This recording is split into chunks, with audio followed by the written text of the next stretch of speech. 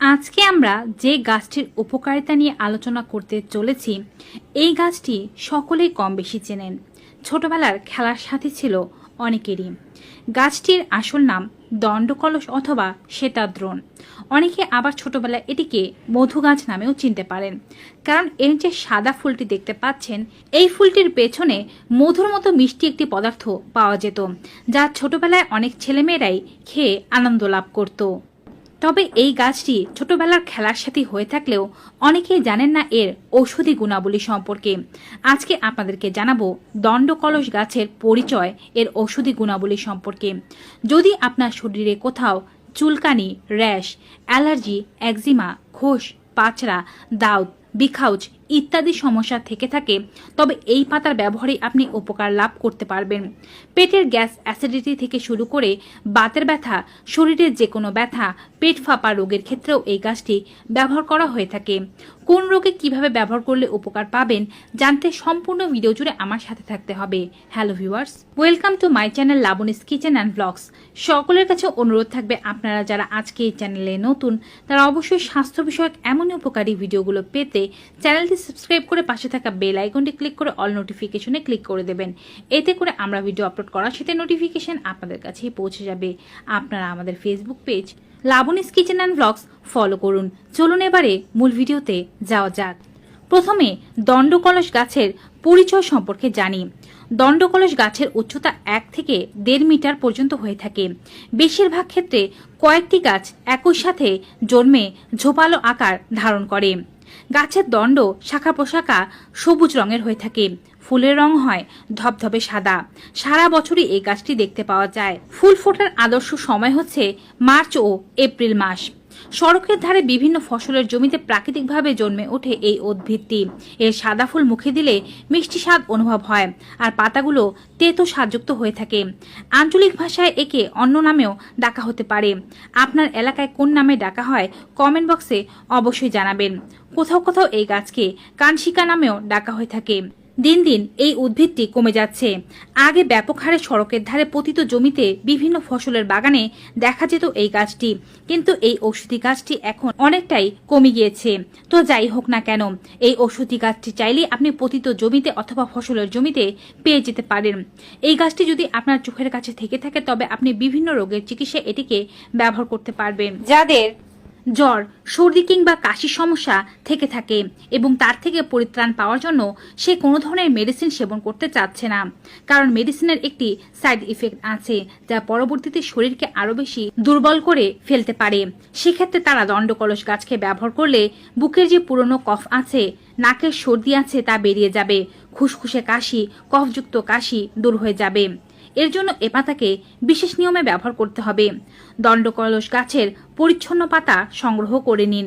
একটি পুরো গাছের যতগুলো পাতা আছে সবগুলো পাতাই সংগ্রহ করে নেবেন। একটি গাছে 20-25টি পরিমাণ পাতা পাবেন।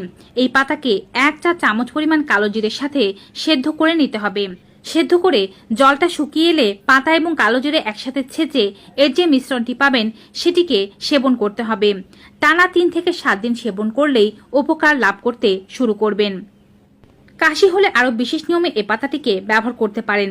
20-25টি পরিমাণ দণ্ডকলসের পাতা এবং সাথে 2 ইঞ্চি শিকড় নিয়ে নিন। সাথে কিছু পরিমাণে আদা নিয়ে নিন। 1 থেকে 2 ইঞ্চি পরিমাণ নিলেই যথেষ্ট। সবকিছু একসাথে সেদ্ধ করে নিয়ে এই যে জলটি পেলেন, এটিকে টানা 3 দিন সেবন করুন। যে কোনো ধরনের পুরনো কাশি, খুসখুসে কাশি দূর হয়ে যাবে।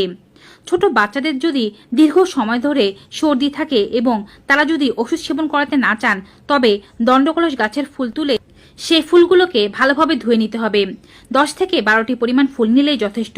এগুলোকে মায়ের দুধের সাথে কচলে তারপরে বাচ্চাকে ভালোভাবে খাওয়াতে হবে। খেলেই সর্দি ভালো হয়ে যাবে। বাচ্চাদের ক্ষেত্রে অবশ্যই খাওয়ানোর পূর্বে চিকিৎসকের পরামর্শ নিয়ে নেওয়া উত্তম। এই গাছের পাতাও দুধের সাথে মিশিয়ে শিশুকে খাওয়াতে পারলে শিশুর সর্দি কমে যায়। ছোট বাচ্চাদের কৃমি দূর করার ক্ষেত্রে দণ্ডকলসের পাতা বেশ উপকারী।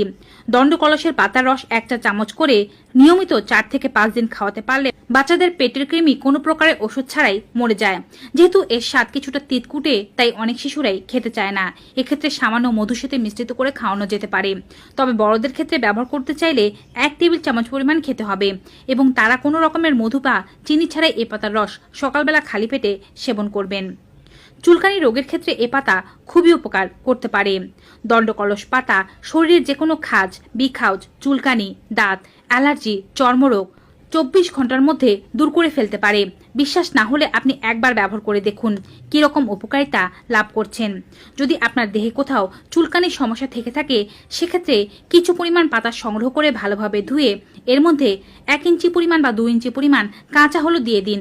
সাথে কিছুটা নারকেল তেল মিশিয়ে সবগুলো উপকরণ ভালোভাবে বেটে নিন। শরীরের অধিক জায়গা জুড়ে থাকলে বেশি করে এই মিশ্রণটি বানাতে হবে। এই মিশ্রণটি আক্রান্ত জায়গায় ভালোভাবে লাগিয়ে নিন, তবে অবশ্যই আক্রান্ত জায়গাটি আগে ভালোভাবে জল দিয়ে ধুয়ে নেবেন। শুকনো কাপড় দিয়ে মুছে মিশ্রণটি লাগিয়ে আপনি কিছুক্ষণ রোদে দাঁড়িয়ে থাকুন 15 থেকে 20 মিনিট পর্যন্ত। তারপরে জল দিয়ে ভালোভাবে ধুয়ে স্নান করে নিন। কোনো প্রকারের সাবান ব্যবহার করবেন না। এই মিশ্রণটির কার্যকারিতা পেতে অবশ্যই আপনাকে এই মিশ্রণটি লাগানোর পর কিছুক্ষণ রোদে দাঁড়াতে হবে। এভাবে 24 ঘন্টার মধ্যে আপনি উপকারিতা লাভ করবেন। এবং অবশ্যই এই মিশ্রণটি বা এই রেমিডিটি 3 থেকে 7 দিন ব্যবহার করবেন যেন রোগ আপনার গোড়া থেকে নির্মূল হয়ে যায়। হাঁপানি বা শ্বাসকষ্ট রোগের ক্ষেত্রেও এ পাতার বিশেষ ব্যবহার রয়েছে। হাঁপানি হলে পাতার চেয়ে শিকড় বেশি কাজে দেবে। এজন্য একটি গাছ উপড়ে নিয়ে ভালোভাবে শিকড়টি ধুয়ে নিন। সম্পূর্ণ শিকড়টি নিয়ে ভালোভাবে ছেঁচে নিন। এর মধ্যে 3 থেকে 4টি পরিমাণ গোলমরিচ দিয়ে এর যে মিশ্রণটি পেলেন এটিকে সূর্য ওঠার আগে সকালবেলা আপনাকে খালি পেটে খেতে হবে 3 দিন পর্যন্ত, এবং অবশ্যই পূর্ব দিকে মুখ করে খেতে হবে। এতে করে আপনি উপকার লাভ করবেন। হাঁপানি এবং শ্বাসকষ্টের সমস্যা দূর হয়ে যাবে। শরীরে যদি কোথাও বিষ ব্যথা থেকে থাকে, বাতের ব্যথা থেকে থাকে, তবে দণ্ডকলস গাছ আপনাকে দারুণভাবে সাহায্য করতে পারে। দণ্ডকলস গাছ ছেঁচে এর রস বের করে নিন। তারপরে আপনি বিষ ব্যথা অথবা বাতের ব্যথার জায়গায় এর একটি প্রলেপ লাগান। তারপরে আপনি আকন্ত পাতা ভালোভাবে জড়িয়ে রাখুন। কিছুক্ষণের মধ্যে বাতের ব্যথা এবং এর বিষ নেমে যাবে।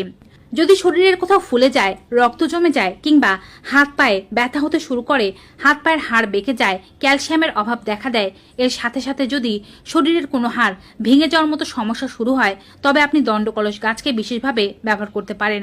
বেশি পরিমাণে দণ্ডকলস গাছ, এর মূল এবং এর ডালপালা সহ সংগ্রহ করে নিন। গাছটি ভালোভাবে ছেঁচে নিন এবং একে ছেঁচার সময় অবশ্যই এর সাথে সামান্য পরিমাণে কালো জিরে দিবেন, 1 থেকে 2 টেবিল চামচ পরিমাণ। সাথে কিছু পরিমাণে কাঁচা হলুদ দিতে হবে, 1 থেকে 2 ইঞ্চি পরিমাণ। তবে আপনার আক্রান্ত জায়গা বেশি থাকলে গাছের পাতার পরিমাণও বাড়াতে হবে এবং হলুদ ও কালো জিরার পরিমাণও বাড়াতে হবে। সবকিছু একসাথে ভালোভাবে বেটে নিয়ে আপনার আক্রান্ত জায়গায় প্রলেপ হিসেবে লাগাবেন এবং তার উপরে আকন্দ পাতা দিয়ে বেটে রাখবেন। এভাবে টানা 7 দিন করবেন এবং একটি নির্দিষ্ট সময় করবেন। 1 ঘন্টা পর্যন্ত বেঁধে রাখবেন। যে কোনো জায়গার ফোলা, ব্যথা, ভাঙা, জোড়া লাগতে শুরু করবে। এছাড়াও এ পাতাটি গ্যাস অ্যাসিডিটির সমস্যা দূর করে।